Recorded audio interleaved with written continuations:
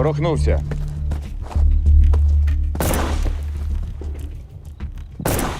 Мінус. Снайпер завжди повинен бути 3. Постріл. 1, 2, 3. Постріл. 1, 2, 3. Постріл.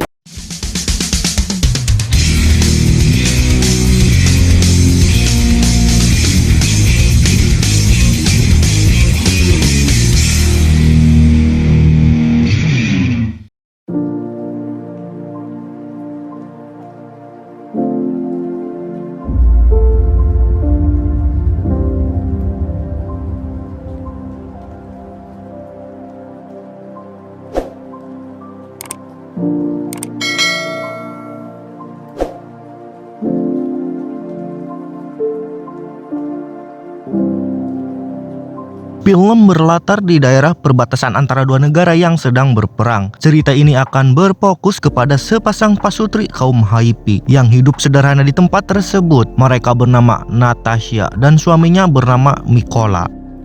Perlu diketahui, kaum Hippie adalah sekelompok orang yang cinta damai yang hidup penuh dengan ketenangan meski di negara mereka sedang terjadi peperangan.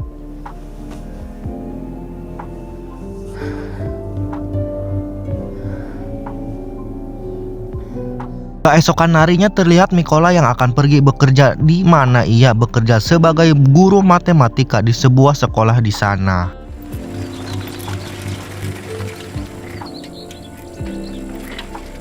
Diketahui Mikola cukup dikenal baik dalam lingkungan sekolah. Sesampainya di ruangan guru, Mike tertegun ketika menyaksikan sebuah berita di televisi, di mana berita tersebut adalah sniper musuh berhasil melumpuhkan beberapa tentara dari negara mereka. Namun kala itu Mike menghiraukannya dan lanjut mengajar murid-muridnya. Namun ketika di kelas, Mike mendapatkan perlakuan tak mengenakan dari salah satu muridnya, hanya karena Mike berasal dari negara sebelah yang notabene adalah negara musuh, dan juga Mike ini orang dari para kaum Hippie. Namun kala itu Mike tak memperdulikannya walau mendapatkan bullying dari muridnya.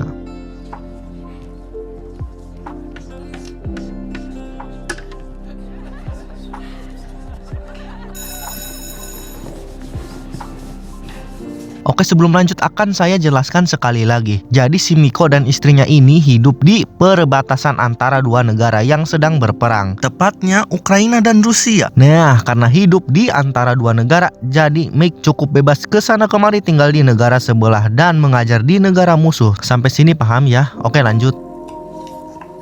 Setelah selesai mengajar, Mike pun kembali pulang ke rumahnya dan melakukan aktivitas seperti orang-orang pada umumnya. Dan terlihat seolah-olah sedang tak terjadi peperangan walau sebenarnya konflik tengah berkecamuk.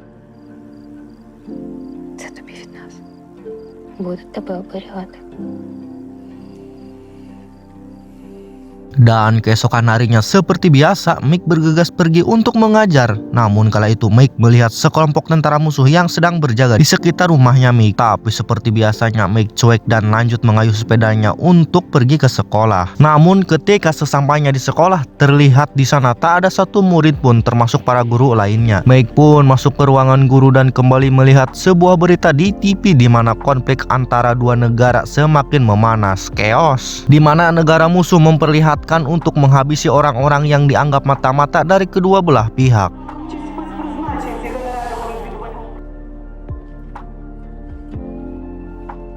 Setelah itu Mike pun langsung bergegas pulang karena khawatir dengan keselamatan sang istri. Namun naas Miko datang terlambat, di mana ia menyaksikan istrinya yang sedang disiksa. Tak hanya itu, sang istri juga sempat diperkaos oleh para tentara berbah itu. Ketika Miko hendak menyelamatkan sang istri, ia malah ikut dipukuli oleh kedua tentara yang ia lihat tadi pagi. Para tentara itu menduga dan menuduh bahwa Natasha ini adalah seorang mata-mata. Miko dan Natasha pun mencoba menjelaskannya yang sebenarnya kalau mereka bukanlah mata-mata.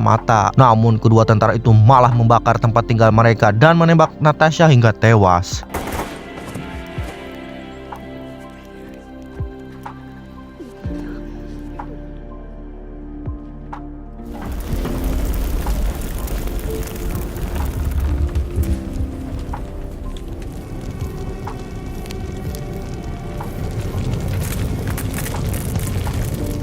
Siang harinya setelah rumah mereka ludes terbakar, ada 2 tentara dari negara mereka yang langsung menolong Mike untuk menguburkan jasadnya Natasha.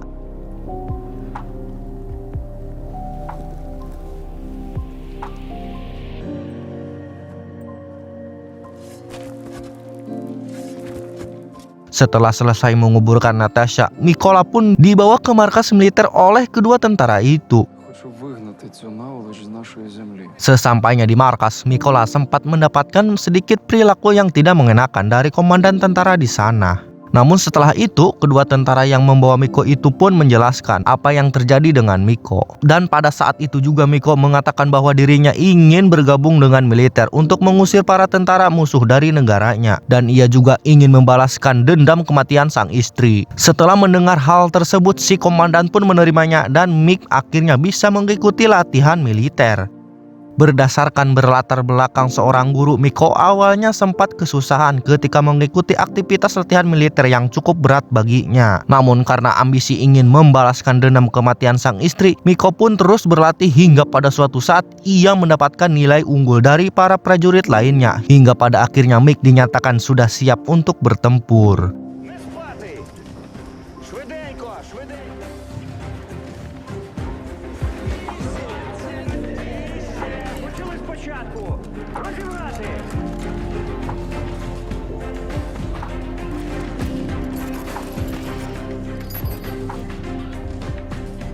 Kemudian di suatu hari sang komandan memberitahu kepada para prajuritnya kalau saat ini di markas pusat sedang membutuhkan seorang sniper untuk ditempatkan di garis depan. Saat itu juga Miko langsung mengajukan dirinya. Namun kala itu sang komandan masih meragukannya, sehingga Miko pun menunjukkan bakatnya di mana ia bisa merakit senjata AK-47 dalam waktu kurang dari 50 detik bahkan dengan mata tertutup.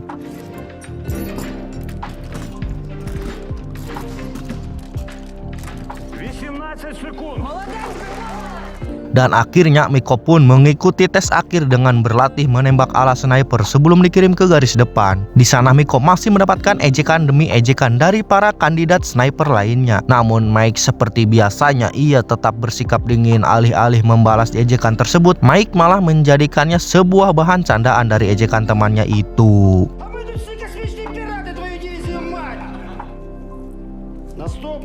Latihan demi latihan Miko jalani hingga ketika komandan mereka mengetes tembak tepat di samping mereka, Miko pun tetap fokus ke sebuah target yang telah ditentukan. Ворухнувся.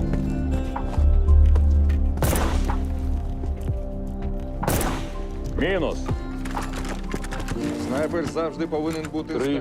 Постріл. 1, 2, 3. Постріл. 1, 2, 3. Постріл. Seperti yang kita ketahui, Miko ini adalah mantan guru matematika yang dimana menghitung jarak tembak sangatlah mudah bagi dirinya. 800 4,5. Спробуй. Відстань до КАМАЗа 493 метри. Di malam harinya ketika ujian menembak, para kandidat diharuskan menembak dalam kondisi gelap gulita dan berkabut. Dan Miko pun berhasil menembak targetnya meski jarak pandang dibatasi.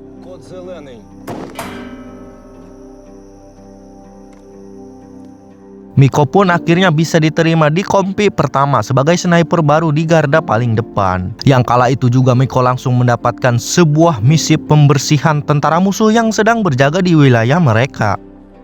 Singkat cerita, ketika Miko sedang membidik tentara musuh, muncullah sebuah mobil warga sipil berisi pasutri yang hendak melewati, namun diberhentikan oleh tentara itu. Di mana tentara musuh itu berniat menggauli istri warga sipil itu setelah menghajar si suami hingga pingsan. Akan tetapi sebelum hal itu terjadi, Miko dan timnya sudah ready dari tadi dan inilah yang terjadi.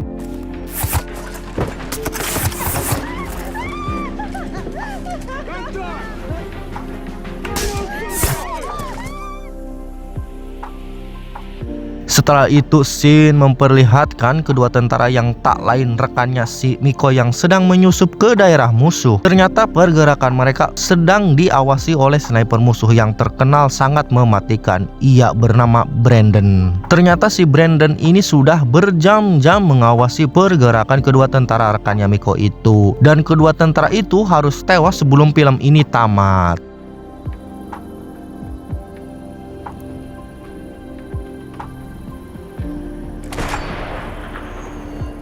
Setelah itu salah satu jasad dari kedua tentara itu pun berhasil dievakuasi dan dibawa kembali ke markas. Kematiannya tentara itu membuat seluruh pasukan termasuk Miko menjadi bertanya-tanya siapakah sniper musuh yang sudah membunuhnya. Untuk menggantikan kedua tentara itu dikirimlah Miko dan si kapten serta beberapa anggota lainnya untuk memasuki wilayah musuh.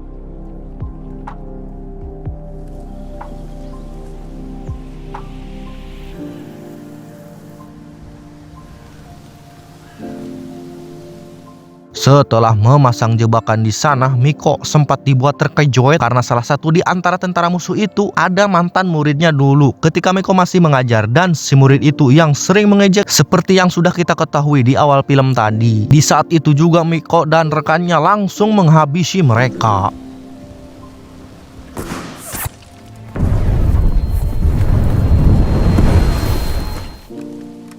Setelah membantai pasukan tadi, kini Miko dan kaptennya melanjutkan perjalanan mereka menuju pos pertama dengan berjalan merangkak. Namun kala itu mereka melihat dua orang tentara musuh, dan ternyata kedua tentara musuh itu adalah tentara yang telah memperkaos dan membunuh Natasha, istrinya Miko. Ketika sang kapten menyuruh sabar kepada Miko, namun karena ambisi ingin membalaskan dendam kematian sang istri, Miko pun langsung menembak salah satu dari kedua tentara itu.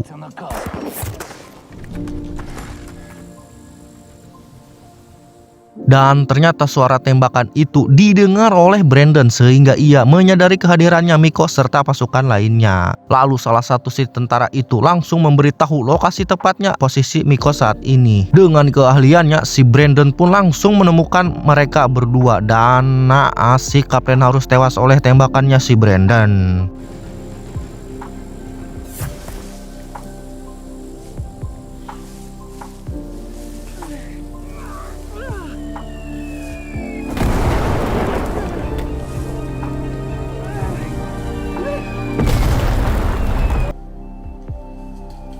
Kematian sang kapten membuat Miko sangat menyesal dan terpukul karena orang yang dekat dengannya kini telah pergi untuk selamanya karena ulah Miko sendiri yang tak mau mendengar perintahnya. Setelah itu Miko nekat pergi sendirian untuk membantai dua sniper musuh di wilayah mereka, di mana sniper musuh itu sudah siap di posisinya masing-masing. Mereka bersembunyi di salah satu gedung dan yang satunya lagi berkamuflase di antara tumpukan sampah. Entah bagaimana caranya dalam film ini memperlihatkan Miko yang sudah berkamuflase di antara rerumputan berjam-jam yang lalu untuk memantau kedua sniper musuh itu. Dan ketika si sniper musuh yang di antara tumpukan sampah itu bergerak untuk membenarkan posisinya, tiba-tiba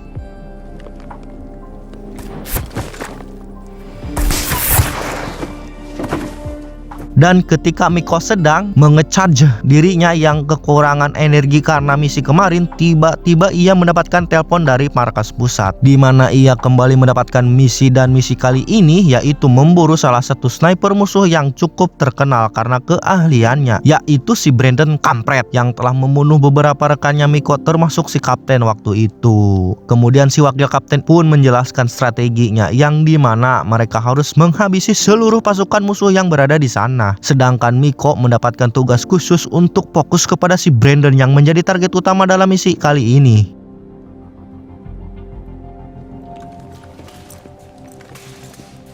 Keesokan harinya sebanyak 10 pasukan telah siap di posisi mereka masing-masing.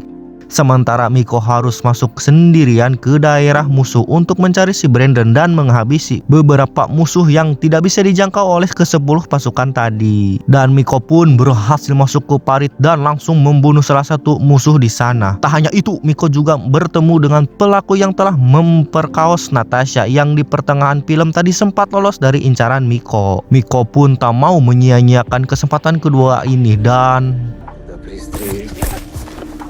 dengan perintah dari Miko, ke-10 pasukannya itu langsung membantai para tentara musuh di sana. Kerasnya suara tembakan membuat si Brandon tak menyadari dengan kehadirannya Miko yang sedang mengintai dirinya. Dan kemudian inilah yang terjadi.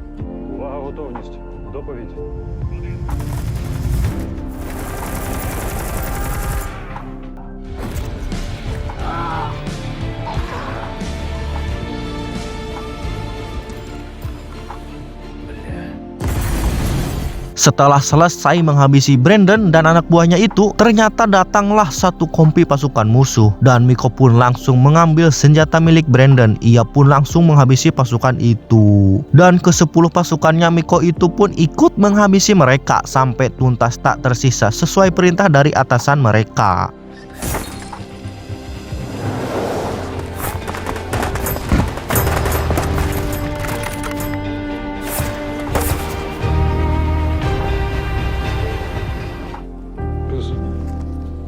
Setelah Miko selesai membalaskan dendam sang istri dan juga sang kapten, ia pun pulang kembali ke rumahnya yang sudah rata dengan tanah itu. Lalu Miko pun berziarah ke makam sang istri yang tak jauh dari tempat tersebut. Ia juga meminta izin restu ridho ilahi kepada sang istri untuk melanjutkan profesinya sebagai sniper yang membela tanah air tempat mereka dilahirkan. Dan film pun selesai. Oke guys, sampai di sini dulu video kali ini. Mohon maaf apabila ada kata-kata yang kurang berkenan di hati Anda. Saya pamit undur diri. Nuhun wassalam. Subscribe please.